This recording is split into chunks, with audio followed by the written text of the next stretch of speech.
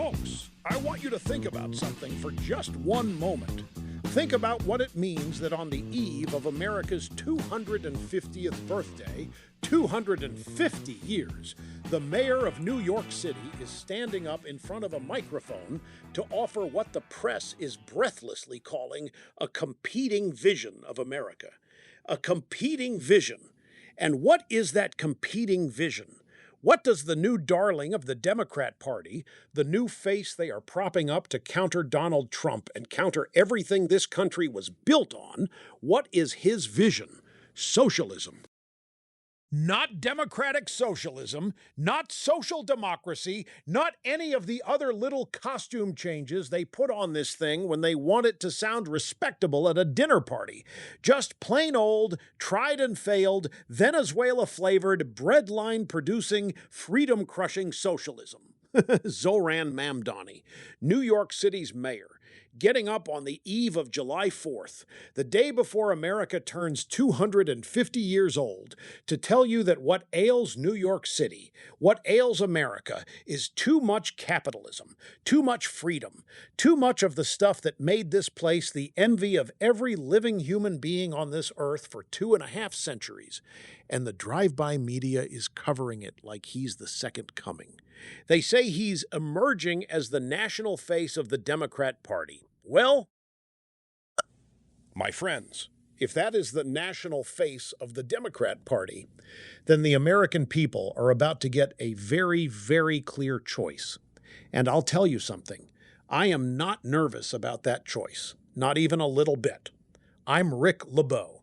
This is Rush Hour, and we are just getting started.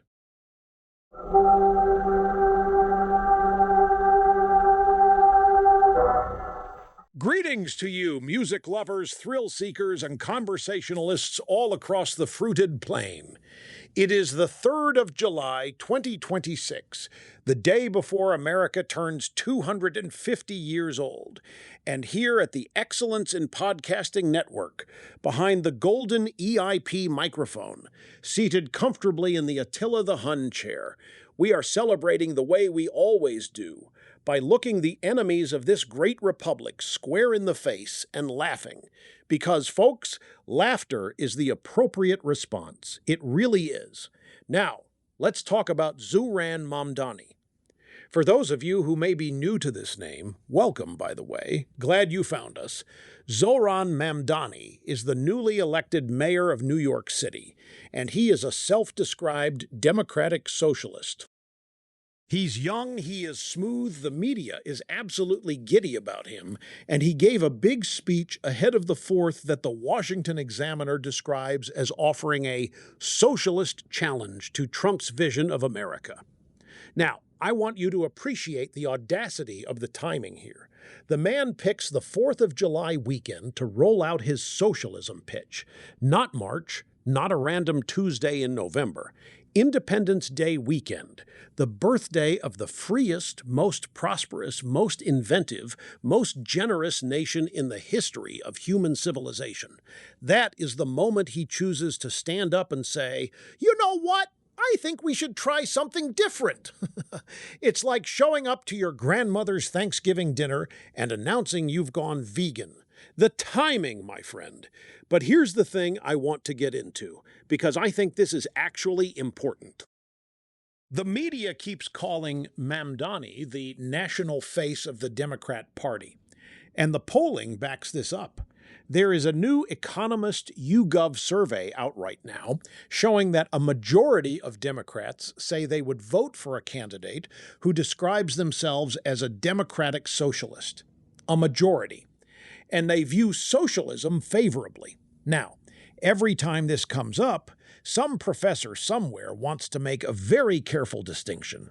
Well, you see, democratic socialism is not the same as authoritarian socialism.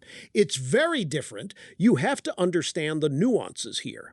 And I'm sorry, but no. Look, I have been studying the left since before some of these people were born. I know them like I know every square inch of my gloriously well-maintained frame. And the thing I know about them is this. The word democratic in front of socialism is decoration. It's a bow on a box of rocks. The box is still full of rocks. You still get rocks. You paid for rocks. You're going to get rocks every single time, every single country, every single century. Here is the thing about socialism that nobody in the drive-by media will say plainly. It does not work.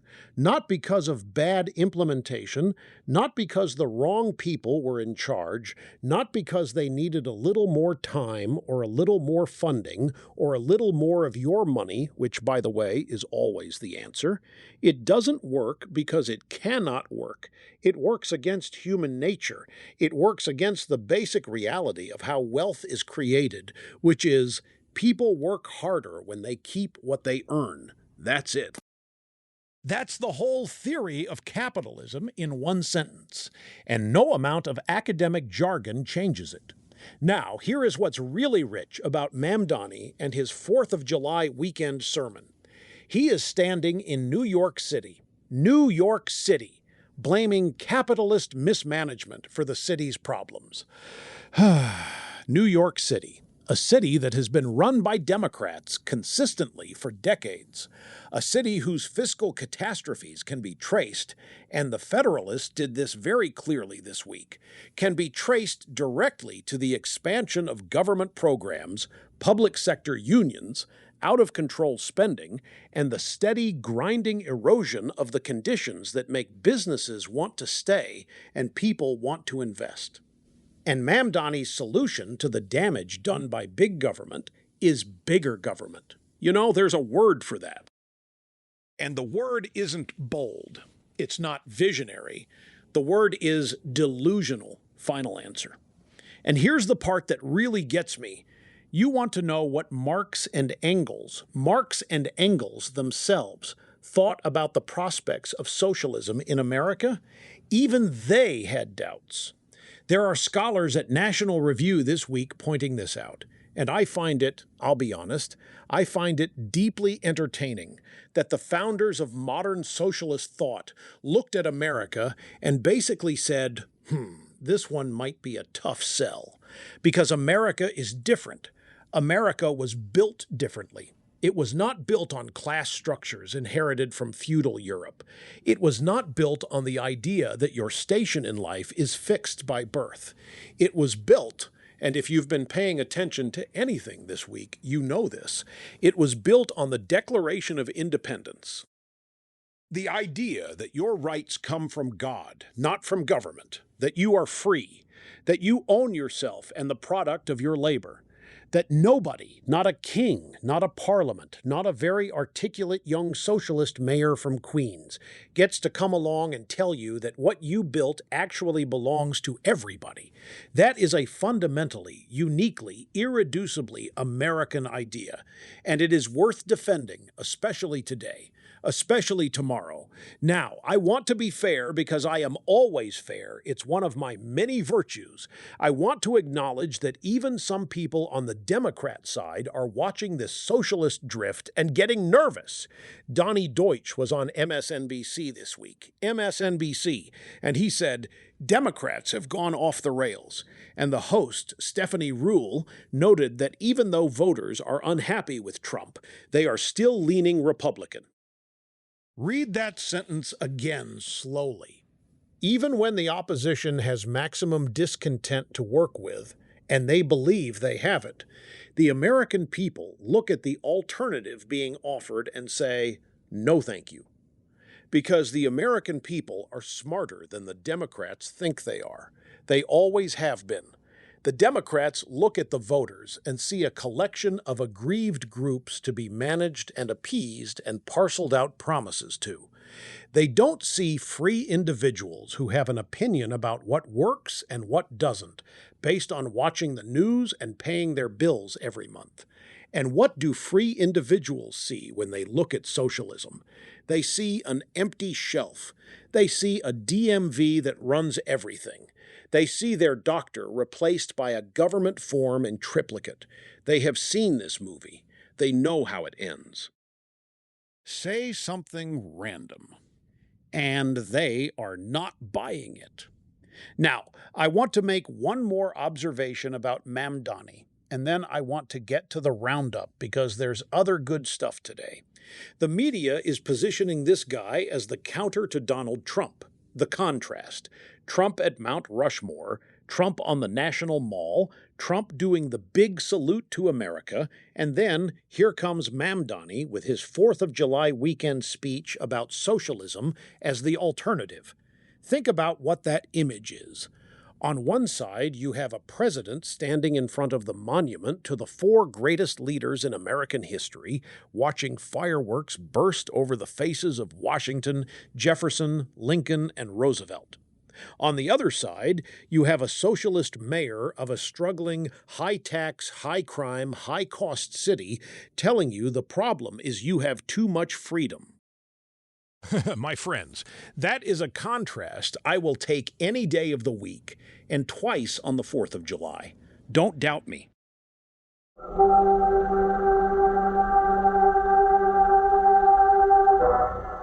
All right, let's do the roundup because we have a few other stories knocking around that deserve a couple minutes each, and I want to get to them before we close this thing out.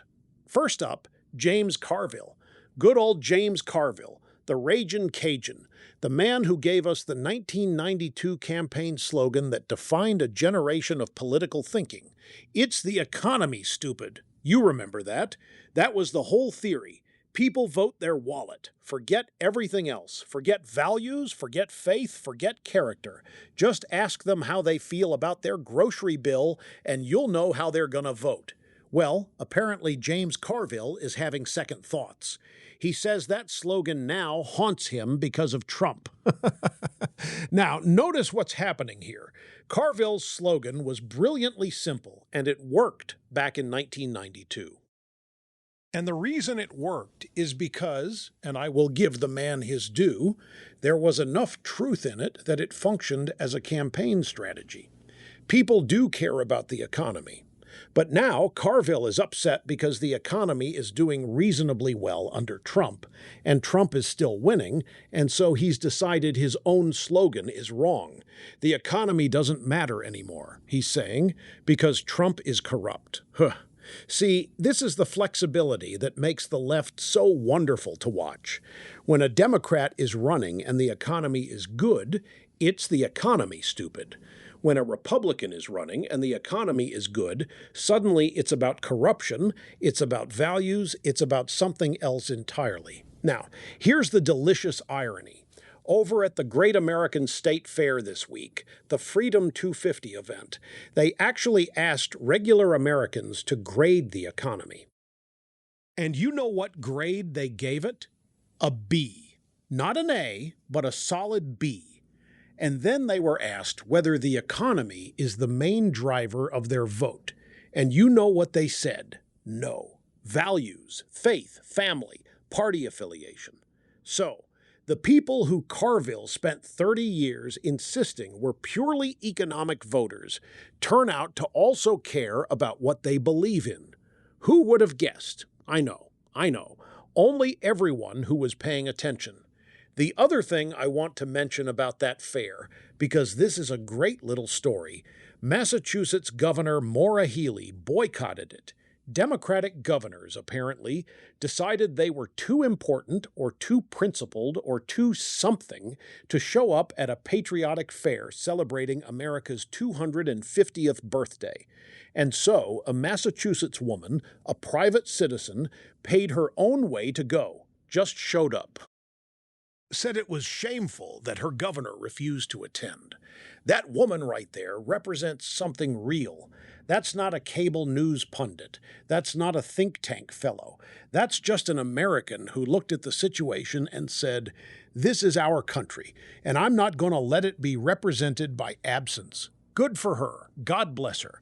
Now, I want to touch on something Tim Walz did in Minnesota, because I can't let this slide.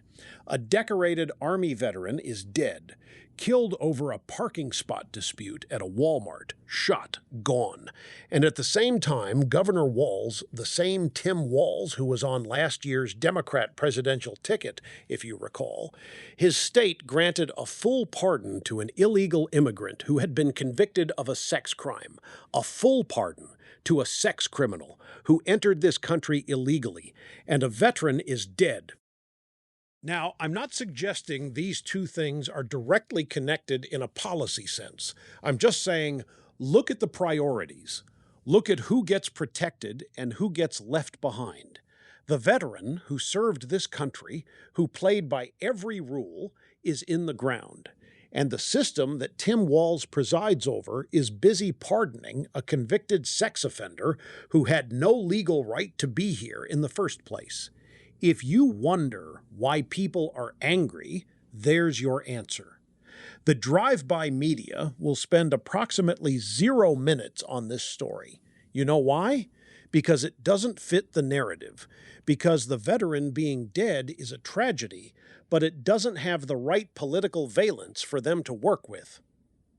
And because the pardon requires them to say something critical about a Democrat governor, and they are physically incapable of that. So we say it for them. That's why we're here.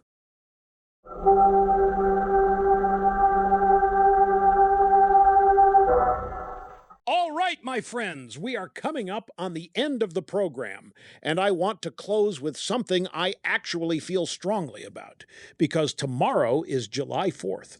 250 years. Think about that number. 250 years ago, 56 men put their names on a piece of paper that was, in practical terms, a death warrant if things went wrong. They pledged their lives, their fortunes, and their sacred honor. And many of them paid exactly that price. Fortunes lost, homes burned, sons killed, careers destroyed. These were not comfortable men making an easy declaration. These were people who understood that freedom is not free, and they put skin in the game to prove it. And what they built, flawed, imperfect, contested, debated, fought over, bled over, is still here. 250 years later, it is still here. And tomorrow, fireworks are going up over the National Mall, and millions of Americans will look up at those lights and feel something.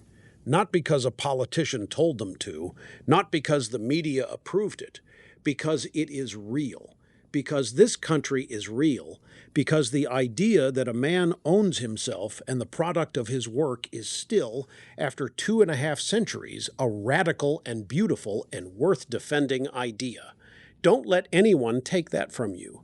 Don't let any smooth-talking socialist mayor tell you that your freedom is the problem.